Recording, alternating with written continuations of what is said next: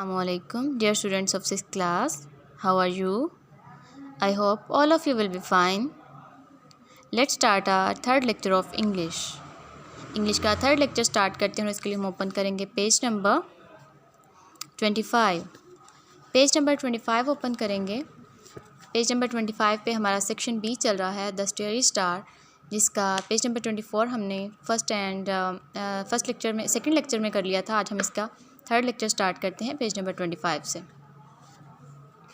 Reporter, यहाँ पे नुमेरस link की बात हो रही है।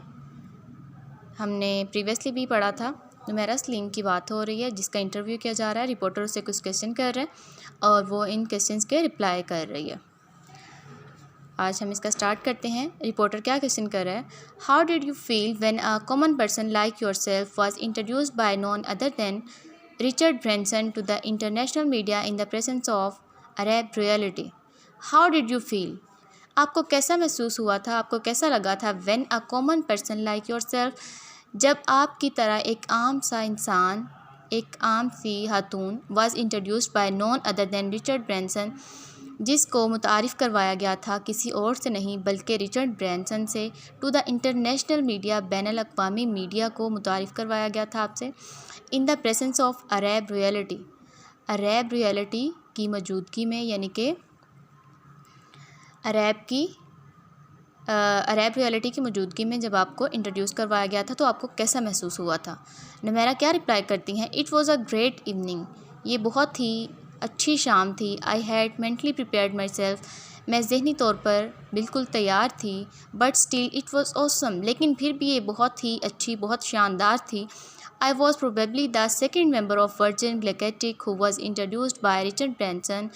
Richard is very warm and down to earth person.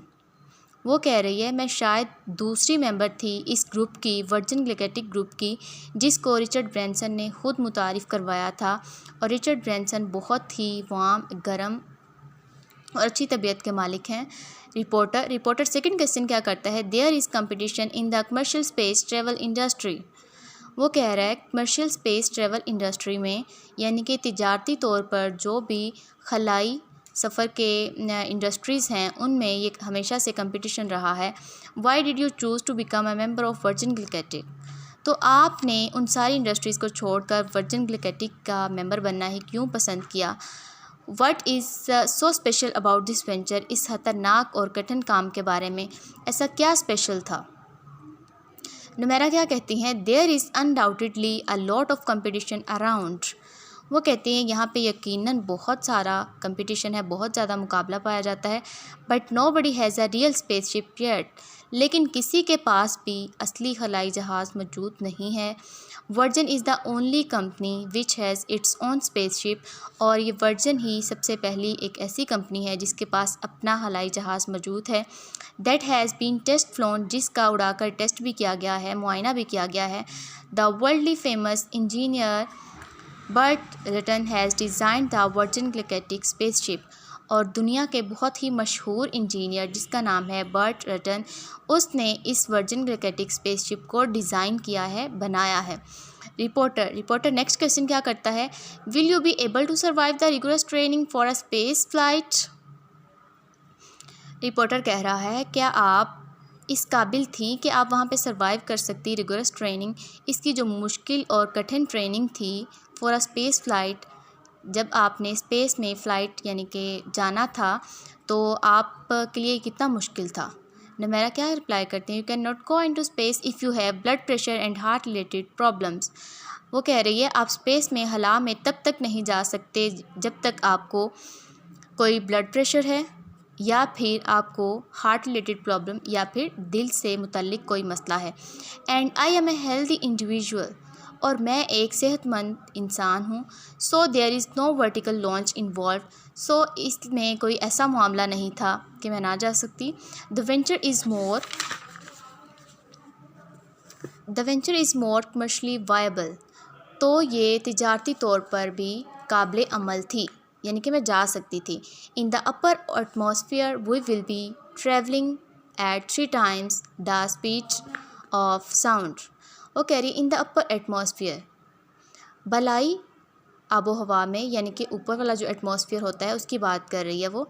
We will be travelling at 3 times the speed of sound.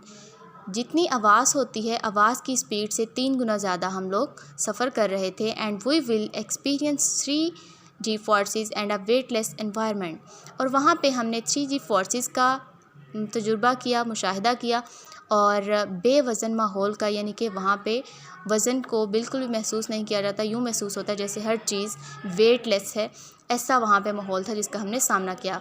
अब हम इसके डिफ़िकल्ट वर्ड्स को अंडरलाइन करते हैं। Awesome, probably, undoubtedly, test flown, designed, vertical, individual, rigorous, viable, weightless. हम इसके words meaning करते हैं ताकि आपको रीडिंग करने में आसानी रहे। इसके लेक्चर नंबर 3 के हमारे वर्ड्स मीनिंग है ऑसम, शानदार, प्रोबेबली, शायद, अनडाउटेडली, यकीनन, टेस्ट फ्लॉन, उड़ाकर मुआयना करना, डिज़ाइंड, खाका बनाया गया, वर्टिकल, चोटी का, इंडिविजुअल, इंफरादी, अकेला, रिगोरस, मुश्किल, कठिन, वायबल, काबिल अमल, वेटलेस, बेवज़न, यानी कि जिसका कोई वज़न ना हो। वह आपने इन वर्ड्स मीनिंग को और रीडिंग को बहुत अच्छे से लर्न करना है, इनकी प्रैक्टिस भी करनी है और इन वर्ड्स मीनिंग को नीट पे राइट भी करना है। And with this our today's lecture is over. अल्लाह हाफिज़।